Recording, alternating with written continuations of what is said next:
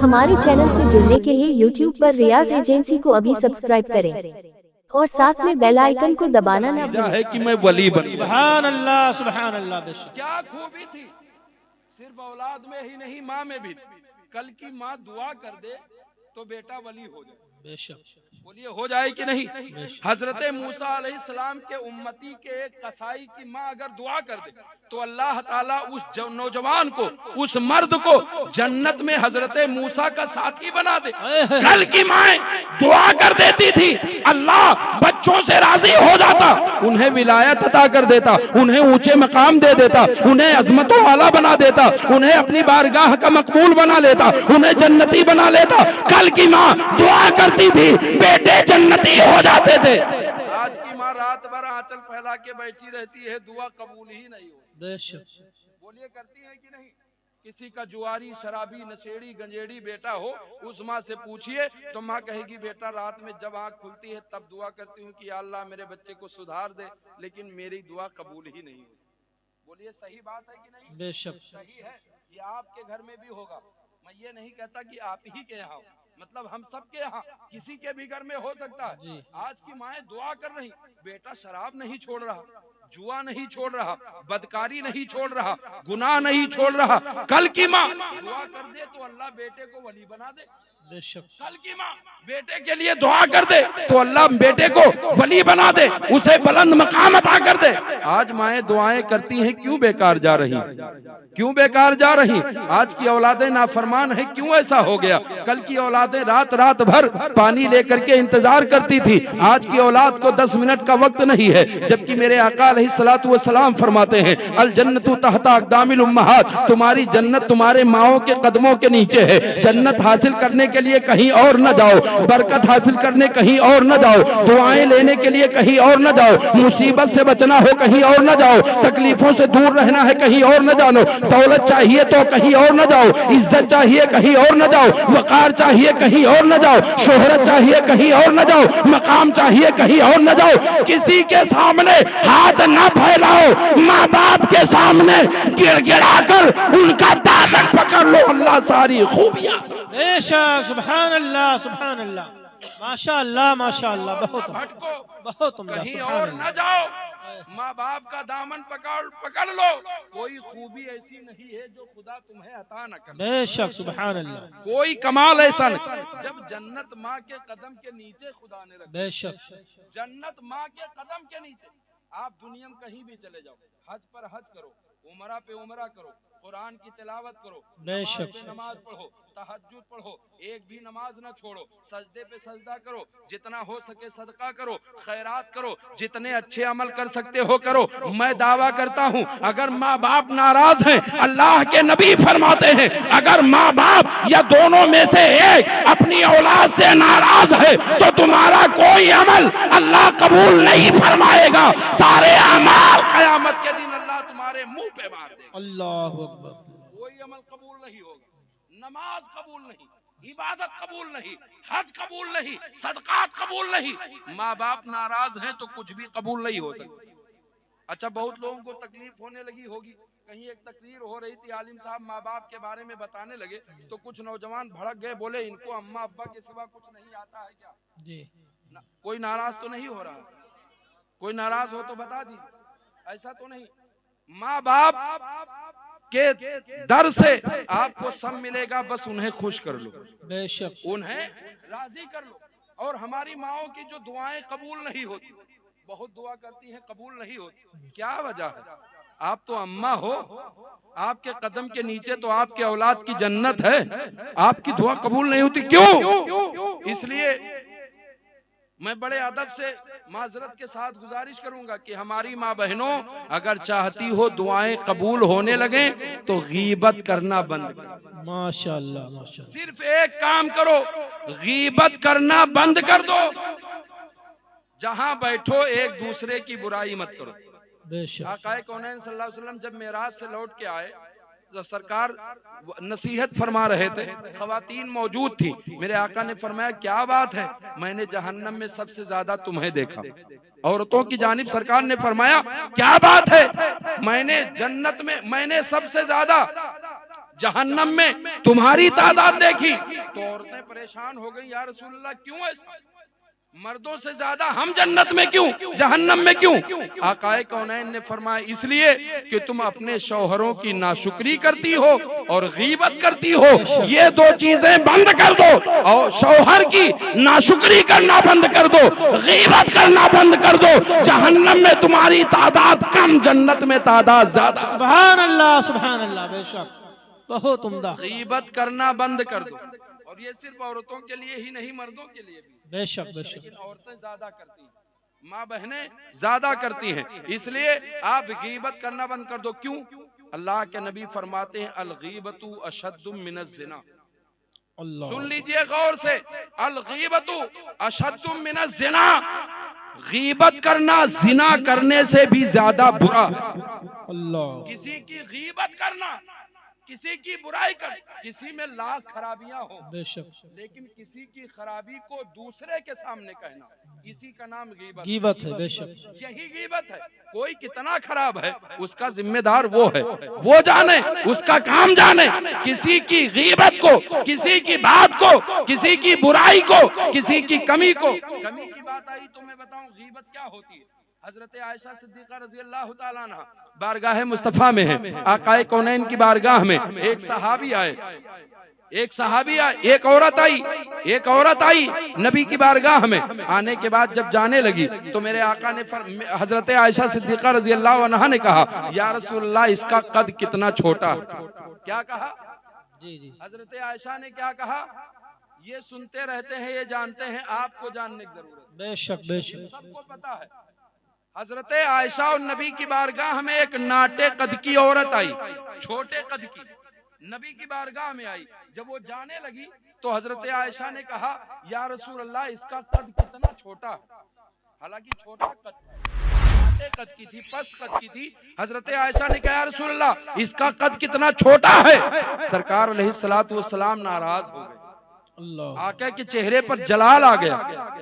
उनकी महबूब बीवी, सबसे चहीती शरीके हयात मेरे आका अलैहिस्सलातु वस्सलाम ने जैसे इतना सुना, सरकार नाराज हुए। फरमाया, आयशा तुमने बहुत बड़ी गलती कर दी। या रसूल अल्लाह क्या गलती की है? छोटे कद की औरत है, पस्त कद की औरत है, मैंने इसे पस्त कद कह दिया तो बुरा क्या है? मेरे आका फरमाते हैं, तुमने इसकी गीबत की। अल्लाह, तुमने इसकी गीबत की। या रसूल अल्लाह ये गीबत कैसे हो गई? कद तो छोटा है, छोटे कद को छोटा कद कह दिया तो क्या गीबत है? मेरे आका फरमाते हैं, अगर ये बात वो सुनेगी तो उसे तकलीफ होगी। ये बात अगर वो सुनेगी कि हजरत आयशा ने मुझे छोटी कद का कहा है या पस्त कद कहा है तो उसे तकलीफ होगी। ए आयशा, जिस बात को सुनने के बाद सुनने वाले को बुरा लगे वही बात उसके लिए गीबत हुआ करती है। अल्लाह,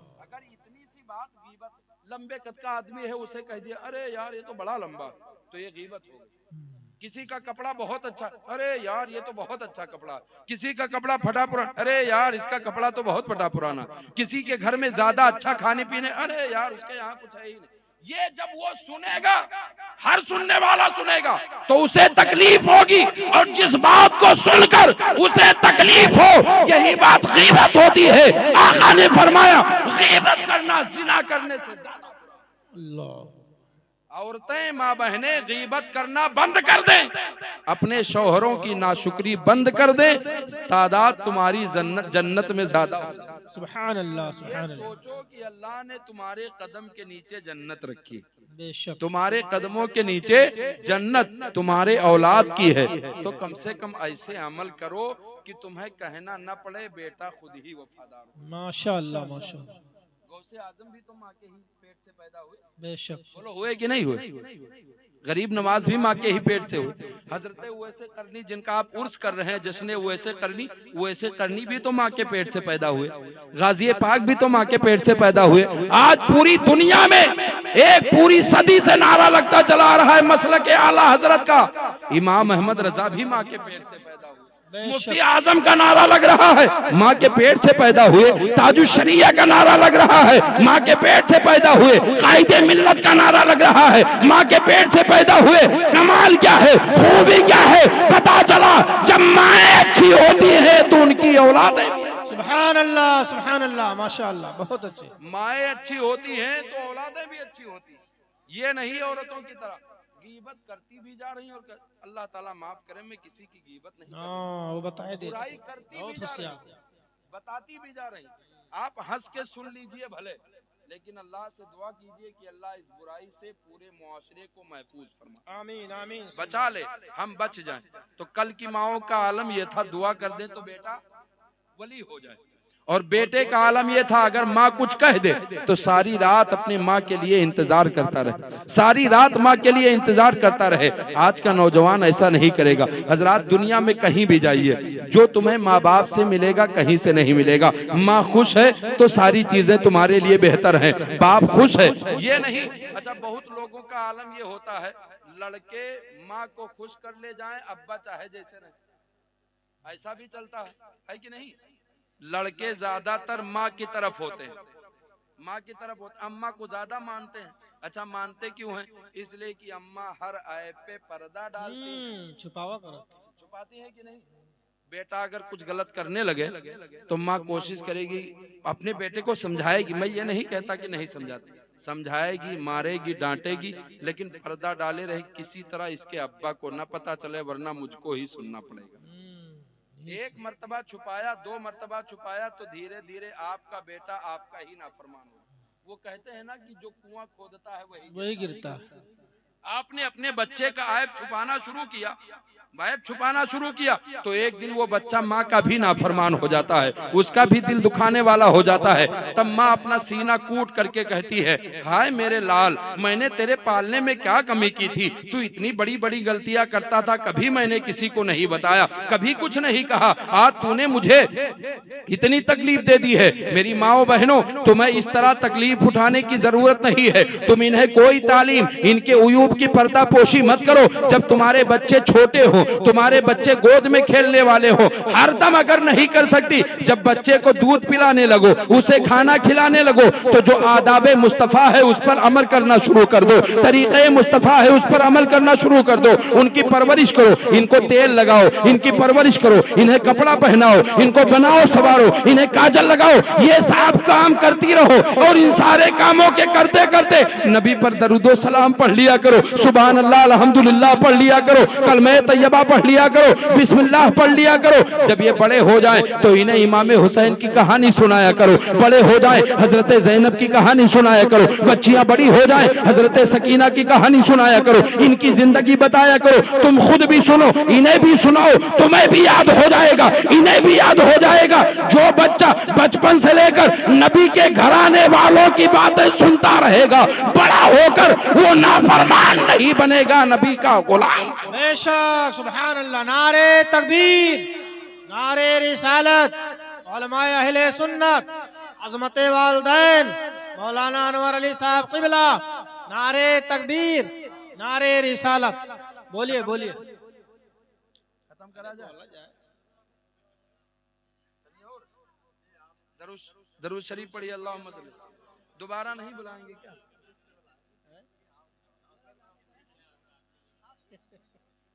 दरूद शरीफ, अल्लाहुम्मा सल्ली अला सल्लल्लाहु अलैहि नबील उम्मी व आलिहि वसल्लम, सलातु व सलाम अलैका या रसूल अल्लाह, सल्लल्लाहु तआला अलैहि वसल्लम। बेशक,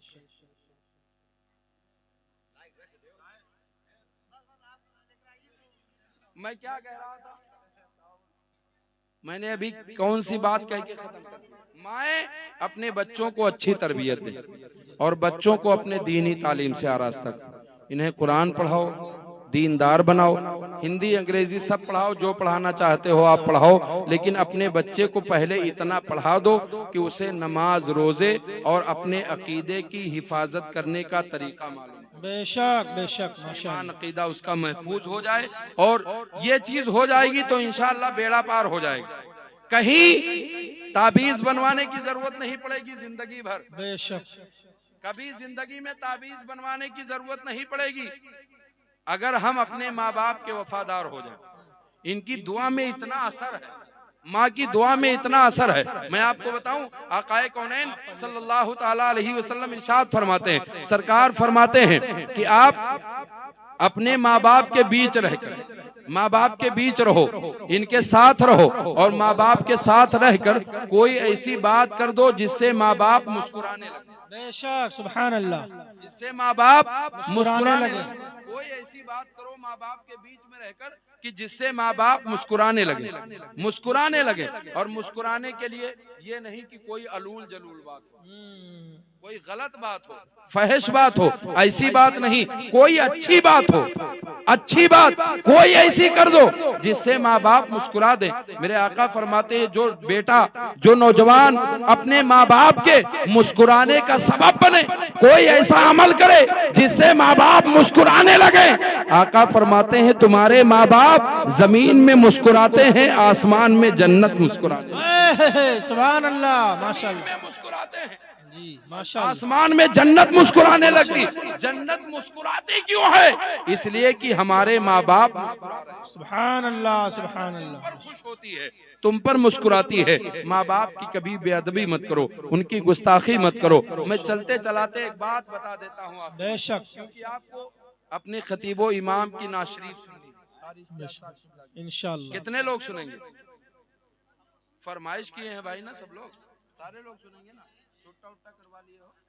हाँ, दरूद शरीफ पढ़िए। अल्लाहुम्मा सल्ली अला सय्यिदिना मौलाना मुहम्मद बारिक वसल्लम, सलात व सलाम अलैका या रसूलुल्लाह सल्लल्लाहु तआला सय्यदी या रसूलुल्लाह सल्लल्लाहु तआला अलैहि वसल्लम।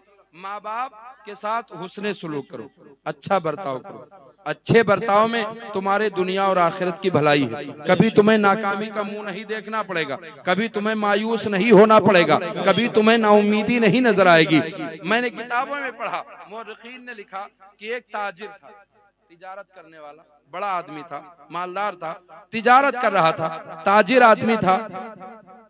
उसकी एक बूढ़ी माँ थी, माँ अलग रहती थी और नौजवान बेटा वो ताजिर अलग रहता था। उसका घर अलग था, माँ का घर अलग था। ये दोनों लोग अलग अलग घर में रहते थे, अलग अलग घर में रहते थे। बेटा तिजारत करता था, तमाम पैसा था, जायदाद थी, दौलत थी। अब बड़ा ताजिर था, बड़ी जो है खरीदो फरोख्त करता था। माँ गरीब थी, गुर्बत थी, मुफलिसी थी, पैसे कौड़ी नहीं थे। जैसे आज के माहौल में होता है ना, लड़के बड़े एम्पुडेट बने घूमते हैं, लेकिन माँ से पूछिए तो उनके पास डली खरीदने का पैसा नहीं। बोलिए है कि नहीं? बच्चे बहुत खूबसूरत, बड़ा पैसा, बड़ा चश्मा, बड़ी फटी पैंट और बड़ा हैट और ये और वो जो भी कुछ हो। अब ज्यादा अगर कहीं थोड़ा और ज्यादा कमा लें तो इनका शौक चर्राने लगता है। क्या करते हैं? ज्यादा पैसा कमाने लगते हैं, बुरा मत मानना, तो ये लड़के लड़कियां बनने लगते हैं, है कि नहीं? लड़के लड़कियां बनने लगते हैं। क्या करेंगे? ज्यादा पैसा कमाएंगे तो हाथ में पहनने की चैन अलग से लाएंगे, कान में पहनने की चैन अलग से लाएंगे, गले में चैन पहनने की अलग से लाएंगे। आप बताइए, ये दिखाने का नाम मालदारी है? ये चलेगा कयामत में? आका ने फरमाया मर्द के लिए सोना चांदी सिर्फ एक अंगूठी के सिवा मर्द के लिए किसी भी धात की कोई भी चीज पहनना हराम है। बेशक, उसे हम पहनते हैं, दिखाते हैं। तो हमारे पास सब कुछ हो, अम्मा के पास चुनही खाए पैसा हो चाहे ना हो, लेकिन हमारे पास होना चाहिए। हमारी ये कैफियत होती है। तो हमें ऐसा नहीं करना चाहिए, बल्कि हमें हर वक्त तैयार रहना चाहिए। बारगाह मुस्तफा में एक शख्स आया और उसने कहा, या रसूल अल्लाह, मैं अपने अब्बा से अलग रहता हूँ, कमाता खाता हूँ, और मेरे वालिद साहब मेरे घर आए हैं, मेरे पास पैसा है, दौलत है, सरमाया है, इसमें से मेरे वालिद ने कुछ मांगा है मुझसे। जैसे आपके घर में, आप अपने घर में हो, पैसा कौड़ी आपके पास हो, अब्बा मांगने पहुंच जाए। वो भी आ गए नबी की बारगाह में, कहा, या रसूल अल्लाह, मेरे पास पैसा है, कमाया हुआ मेरा सरमाया है, मैं अलग रहता हूँ, मेरे वालिद अलग रहते हैं, अब्बा हमारे यहाँ मांगने के लिए आए हैं, या रसूल अल्लाह, मैं उन्हें क्या दे? वो मांगने आए हैं अब्बा, उनको कितना दे दूं, क्या दे दूं? मेरे आका ने फरमाया, तेरे पास जो कुछ है वो तेरे बाप का। बेशक, तू ये पूछता है कि मैं अब्बा को कितना दे दूं, क्या दे दूं? आका ने फरमाया, जो कुछ तेरे पास है वो सब तेरे बाप का है। अबे बेवकूफ, तू खुद अपने बाप का है, तेरी सारी जायदाद। सुभान अल्लाह, सुभान अल्लाह। खुद अपने बाप का है। तेरे पास जो कुछ है वो सब तेरे बाप का है। माशाअल्लाह। मांगने की क्या बात है, जो तेरे पास है सब बाप पे कुर्बान कर दे, माँ पे कुर्बान कर दे। इशारा ये है कि सब लुटा दे, ये राजी हो जाएंगे, दौलत है तुम्हारा कदम। बेशक, सुभान अल्लाह, बेशक। इन्हें खुश कर। तो वो ताजिर था, मालदार था, तिजारत करता था। माँ गरीब थी, अलग रहती थी। एक दिन वो माँ घर पे आई सवाल करने। मौरखीन ने लिखा कि दरवाजे पर पहुंची, आवाज लगाया तो बेटा दरवाजे पे आया। माँ ने कहा कि बेटा कुछ जरूरत है, अगर हो सके तो मुझे कुछ पैसे दे दो ताकि मेरी जरूरत पूरी हो जाए। अब माँ की क्या जरूरत है माँ ही जाने। माँ ने इस अंदाज से मांगा कि बेटा मुझे कुछ जरूरत हो तो पैसे दे दो, मेरी जरूरत पूरी हो जाए। हजरात आप ईमानदारी से अपने दिल पे हाथ रख के बताइए, एक माँ ने अपने नौजवान ताजिर बेटे के दरवाजे पर मांगा कि बेटा मेरी कोई जरूरत है, अगर तू दे दे कुछ पैसे तो मेरी जरूरत पूरी हो जाए। आज के आपके बच्चों का आलम क्या है, बच्चे को टाफी लेना है, उसे चिंगम लेना है, उसे चॉकलेट लेनी है, उसे कुछ खाने पीने के लिए लेना है। एक मर्तबा हो चाहे 100 मर्तबा हो, अगर वो दिन में 10 बार कहे अब्बा मुझे ये चाहिए, अब्बा मुझे ये चाहिए, अम्मा मुझे ये चाहिए, माँ अपना पेट काट कर, अपना मुंह बंद करके अपने बेटे को रुपया 2 रुपया कहीं से दे ही देती है, ना हो तो घर से अनाज दे देती है, गल्ला दे देती है। मेरे लाल तुझे ये चाहिए, ले जा बेच करके ले ले, ले जा बेच करके ले ले। तुम्हारे खाने पीने का, यहाँ तक कि तुम्हारे एक टॉफी चॉकलेट का ख्याल माँ इस तरह रखती है, अपने कलेजे से दामन से छुपाए हुए पैसों को निकाल निकाल कर देती है। जो नौजवान आज अपने बच्चों को पाल रहे हो, आप इसी बात से अंदाजा लगा लो, तुम्हारा 2 साल का बच्चा है, उंगली पकड़कर दुकान की तरफ ले जाता है, जो इस तरफ इशारा कर देता है खरीद करके देते हो। कल यही बेटा जवान हो जाए, अब तुम इसके दरवाजे पे जाके कहो बेटा मैं बहुत परेशान हूँ, मुझे हो सके तो कुछ पैसे दे दो। आप बताइए आंख में आंसू आ जाएंगे कि नहीं आ जाएंगे। माँ अपने ताजिर बेटे के दरवाजे पर गई और कहा कि बेटा मुझे कुछ पैसों की जरूरत है, हो सके तो मेरी मदद कर दे। बेटे ने दिल में सोचा कि लाओ माँ को कुछ दे दूं, लेकिन माँ की आवाज सुनने के बाद साथ ही उसकी बहू निकल आई, घर के दरवाजे पर आई, अपने शौहर के साथ खड़ी होकर के कहने लगी क्या कह रही है तुम्हारी अम्मा। बेटे ने कहा कि माँ को कुछ पैसों की जरूरत है। बहू ने फौरन अपने शौहर का हाथ पकड़ते हुए कहा नहीं नहीं इन्हें पैसे मत देना, तुम इनको पैसे देते रहोगे तो ये इसी तरह मांग मांग कर तुम्हें कंगाल बना देंगी, इसी तरह मांग मांग कर तुम्हें कंगाल बना देंगी। आज हमारी माओ का बहनों का आलम यही होता है, अगर शौहर कभी माँ बाप की तरफ रागिब होने लगे तो माएं बीवियां उसका हाथ पकड़ लेती है, नहीं नहीं क्या तुमको ही पैदा किया है, उसको नहीं पैदा किया है, क्या तुम ही इनके सारे जिम्मेदार हो, दूसरा जिम्मेदार नहीं है। हजरात अपनी गैरत को बेदार करके अगर जिंदगी में ऐसी खताएं की है तो तौबा करके, माँ बाप जिंदा हो तो उनसे माफिया मांग लो, अगर जिंदा ना हो तो उनके कब्रों पे जाकर रो करके माफी मांग लो, वो राजी हो जाएंगे तो खुदा। नारे तकबीर, नारे रिसालत, अज़मते वालदैन, नारे तकबीर, नारे रिसालत। माँ ने सवाल किया, बहू ने कहा हाँ इन्हें 1 भी रुपया मत देना वरना ये मांग मांग के कंगाल बना देंगे।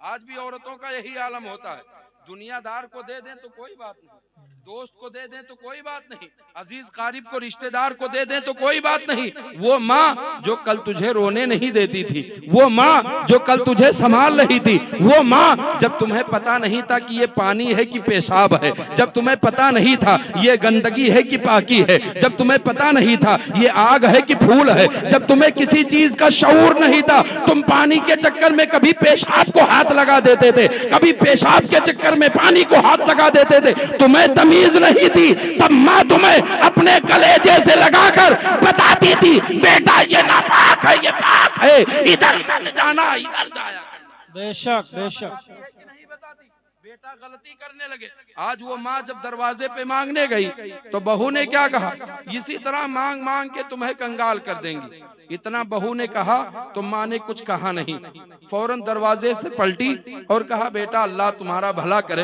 दरवाजे से वापस हो गई। मौरखीन ने लिखा कि माँ सारे रास्ते रोते हुए गई।